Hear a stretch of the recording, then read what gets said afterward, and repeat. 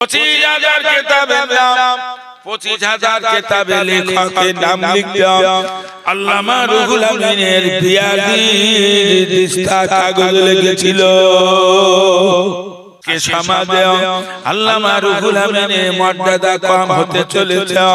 ও মুসলমানের আল্লামা রুহুল আমিন কয়েকটা কিতাব লিখেছেন কয়েকটা না শত শত কিতাব লিখেছেন সব কিতাব ছাপানো হয়নি তার কারণ বহু কিতাব লিখে বস্তা ভর্তি করে রেখে দিয়েছে হুজুর আল্লামার ইন্তেকালের ঠিক 2 বছর পরে ভারত স্বাধীন হয় ভারত ব্রিটিশের কাছে ছিল ব্রিটিশকে তাড়িয়ে দিয়ে এই দেশ স্বাধীন করে হিন্দু মুসলমান মিলে ওই সময় এটা হলো হিন্দুস্তান আর বাংলাদেশটা তখন হলো পাকিস্তান ও বাংলাদেশ সিদ্ধিত ও তো ইন্দিরার আমলে পাক বাংলাদেশ এর আগে ছিল পাকিস্তান পূর্ব পাকিস্তান আর পশ্চিম পাকিস্তান বলে পরিচিত তো হুজুর আল্লামা বাড়ির চতুর্ধারে যা বাড়ি দেখছেন এখন এই বাড়িগুলো সব মুসলিমদের ছিল ওরা সব বিনিময় করে বাংলাদেশে চলে গেলেন হুজুরের একমাত্র কলিজার টুকরা আব্দুল মাজেদ হুজুর নিজের বাপের ফেলে চলে যেতে চান না জিন্দা বাপ কোথায় রেখে যাবে উনি যাচ্ছেন কিন্তু খুব কষ্ট দেখছেন না হঠাৎ ওনার বাড়ির সামনে বড় এক লাঠি জায়গায় পাকিস্তানি পতাকা পুঁতে দিয়ে গেছে থানাকে খবর দিয়েছে থানা এসে আব্দুল মাজেদ হুজুরে তুলে নিয়েছে বাড়ির সামনে পাকিস্তানের পতাকা কেন বারবার আব্দুল মাজেদ হুজুরের কয়েকবার এইভাবে হেনস্থা করে আব্দুল মাজেদ হুজুরের স্ত্রী অত্যন্ত বুদ্ধিমতী মহিলা বললেন আপনাকে এখানে থাকা হবে না আপনিও বাংলাদেশে চলে যান আব্দুল মাজেদ হুজুর ওই সময় বিবি ছেলে মেয়ে নিয়ে বাংলাদেশে চলে গেছেন ঠিক ওই সময় ওই কিতাবগুলো বিভিন্ন জায়গায় রাখতে গেছে গরুর গাড়ি কোন জায়গায় নৌকা যোগে কিতাব লিখেছে সেই কিতাব তখন জীবন বাঁচে না কিতাব বাঁচে বহু কিতাব বস্তা বস্তা কিতাব তসরুফ হুজুরের লেখা কিতাব বস্তা বস্তা কিতাব আর পাওয়া যায় না আল্লামা রুহুল আমিন শত শত কিতাব লিখে গেছেন আচ্ছা হুজুর আল্লামা যখন কিতাব লিখেছে সব আরবি কিতাব থেকে লিখেছে না এসব লোক বুঝতে না বলো এখনকার আলেম তো বসিয়া হুজুরের কিতাব থেকে কিতাব লিখছেন আর আল্লামা রুহুল আমিন কিতাব লিখেছেন পৃথিবীর বড় বড় আরবি কিতাব থেকে তার পাণ্ডিত্য কতটা ছিল হুজুর আল্লামা 1330 সালে দাদা পীর কেবলা সঙ্গে পবিত্র হজ পাকে যান দাদা হুজুর বললেন হাজী সাহেবরা হজ করতে বহুত ভুল হচ্ছে বাবা বলবো সাহেব এটা হজের উপরে কিতাব লিখেন তড়ি ঘড়ি এক কিতাব লিখেছেন আল্লামা রুহুল আমিন ওই কিতাব দাদা হুজুরের দেখানো হলো ছাপানো হলো সেই জামানার যারা বড় বড় বড় বড় ওলামা ছিলেন তারা কিতাব পড়ে বললেন যতক্ষণ 10 বার হজ না করবে এইভাবে হজের কিতাব কেউ লিখতে পারে না তখন আল্লামা রুহুল আমিন হজ করেনি সুবহানাল্লাহ হুজুর আল্লামা যখন কিতাব লিখতেন লোকের সঙ্গে কথাও বলতেন কিতাব লিখতেন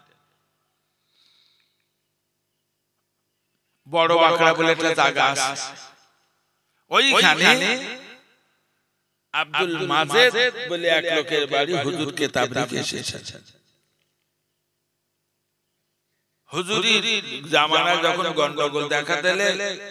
নদী পার করে বড় বাকড়ায় কিতাব লিখে এসেছেন ওই কিতাব পাহারা দেওয়ার জন্য না না ওই বাকরার গ্রামের আব্দুল মাজেদ বলে একটা ছেলে কিতাব পাহারা দিতেন তিনি আল্লামা হুজুরি বড় মহব্বতের মানুষ কয়েকদিন বাদে আব্দুল মাজেদ সাহেব হুজুরির বাড়ি এসেছেন এসে দেখেন হুজুর বসে বসে কিতাব লিখছেন বসে বসে কিতাব লিখছেন আব্দুল মাজেদ সাহেব আল্লামা হুজুর বলেও আব্দুল মাজেদ কি জন্য এসেছো বসিরাতে কোনো দরকার ছিল না বাবা দেখা করতে এসেছো আব্দুল মাজেদ সাহেব বলেন হুজুর আপনার সঙ্গে দেখা করতে এসেছি গত রাতের বেলা আমি কুতুবখানায় শুয়েছিলাম আমি দেখলাম তিনটে আলো শাঁসা করে এসে ঘরে জানলা করে ঘরের ভিতরে প্রবেশ করে সমস্ত আলমারিগুলো খুলে খুলে দেখে শুনে আবার আলো তিনটে বেরিয়ে গেছে আপনার তো অনেক জেনেরা দুশমন আছে হুজুর ওই কিতাব সব জেনেরা ক্ষতি করবে আমার ভাই পেয়েছে তাই আপনার কাছে বলতে এসেছি বসে হুজুরি জামানায় একটা জেন পড়তো জেন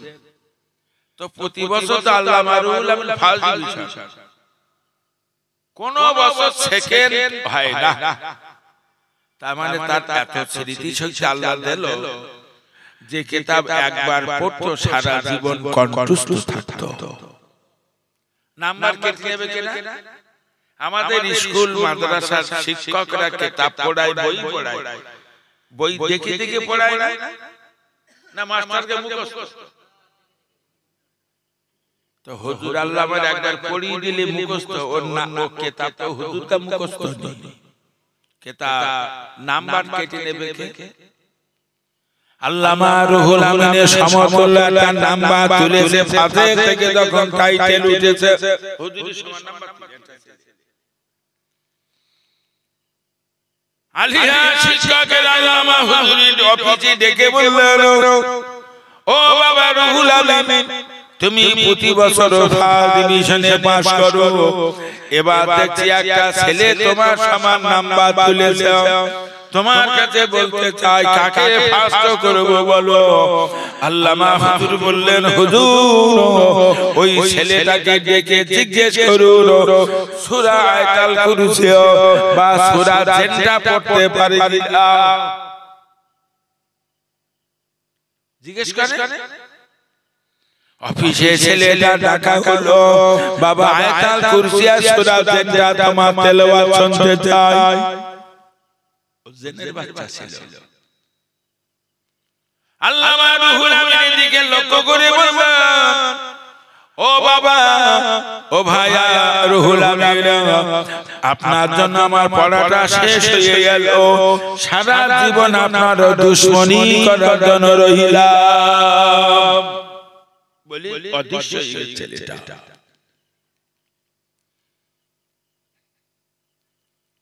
তো আব্দুল মাজেদ সাহেব বুঝাচ্ছেন আপনার তো জেনেরা দুশমন আছে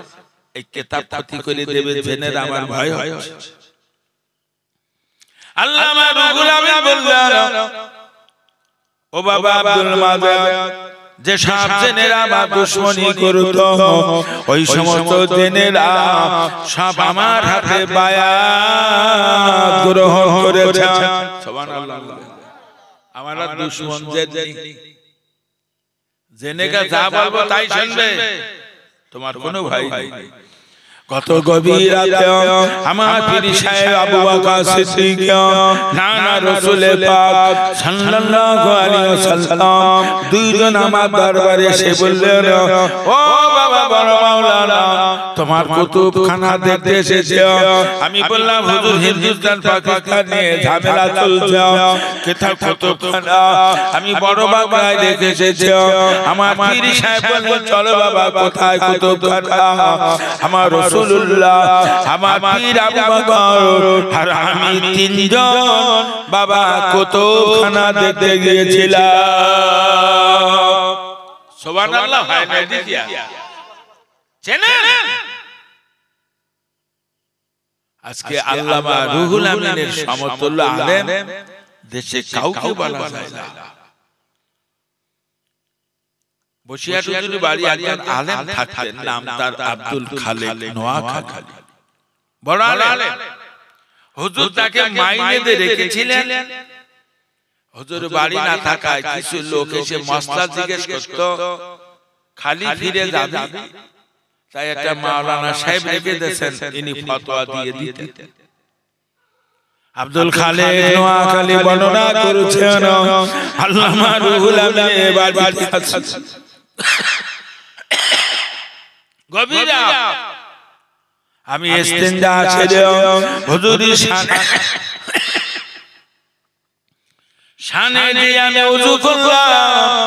ওযু করে যেই না দাঁড়িয়েছি, দেখতে পাই একটা আলো শাঁ করে আল্লামা হুজুরের ঘরের ছাদে নেমে গেছে।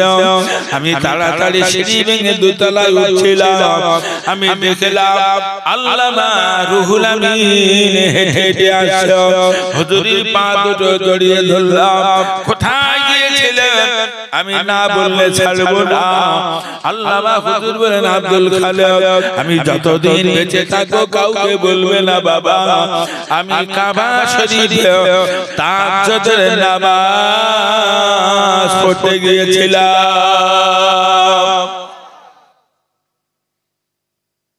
এখন তো বড় আলেম হয়ে তাহাজ্জুদের নামাজ কাবা শরীফে পড়া একটা আলেম পাওয়া যাবে কি? তিনি ছিলেন আল্লামা রুহুল আমিন।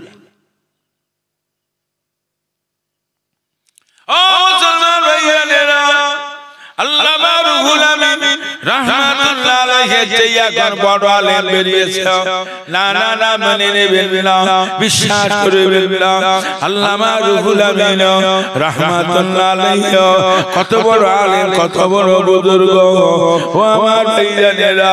1330 সালে দাদা পীর কেবলার সঙ্গে পবিত্র হজ পাকে গেছেন। যেহেতু দাদা হুজুর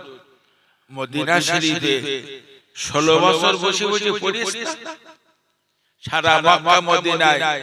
দাদা হুজুরের হাজার হাজার ভক্ত মুরিদ ছিল। মক্কা শরীফে শাওলাতিয়া মাদ্রাসায় দাদা পীরের দাওয়াত হয়েছে। সীমিত সময় দাদা হুজুর ওয়াজ করলেন, বললেন আমার সঙ্গে বড় মাস্টার সাহেব আছেন, উনি ওয়াজ করবেন।